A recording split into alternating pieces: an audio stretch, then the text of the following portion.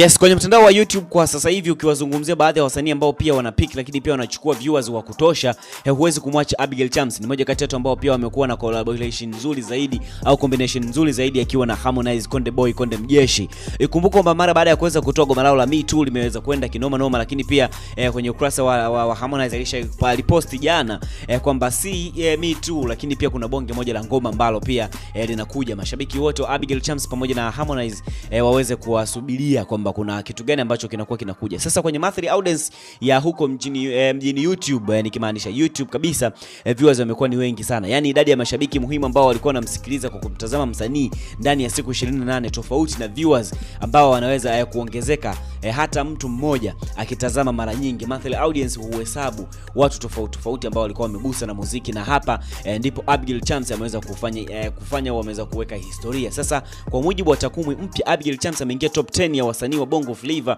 kwenye monthly audience, lakini pia kubwa zaidi mwezi huu akiwa na namba 6. Hii imekuwa juu zaidi ya majina makubwa kama Zuchu, Darasa, Alikiba na Nandy, ishara ya muziki wake kwamba kuonyesha kwamba unazidi kuendelea zaidi. Sasa wasanii 10 nikienda kwa chapchap hapo, wa kwanza ni Diamond Platnumz, wa pili Harmonize, 3 Mario, 4 Jux, namba 5 ni Rayvanny, namba 6 Abigail Chams mwenyewe ambaye ameshika nafasi ya 6 kwenye YouTube. Kinoma ametisha kinoma noma sana, lakini pia Zuchu, Darasa, Alikiba na Nandy wamekuwa kwenye top 10 hiyo. So Abigail Chams pia naye ameweza kuingia moja kati ya wale celebrities ambao wanafanya poa kwa sasa hivi. Sasa kwa msanii aliyeanza safari yake miaka michache tu iliyopita, hii ni hatua kubwa sana. Abigail Chams sio kwamba kusikilizwa tu, bali anavutia mashabiki wake wapya kila siku, jambo ambalo linaashiria ukuaji wake na kuonekana mkubwa zaidi. Sasa mafanikio haya yanachochewa kwa kiasi kikubwa na hit single yake ya Me Too ambayo ilitoka tarehe 27 ya mwezi wa pili mwaka 2025, ambayo ameweza kuimba na Harmonize, Konde Boy. Wimbo huu ambao uliweza kutayarishwa na B-Boy kwa ushauri wa Harmonize, ambao ameweza kubadilisha kabisa taswira ya Abigail Chams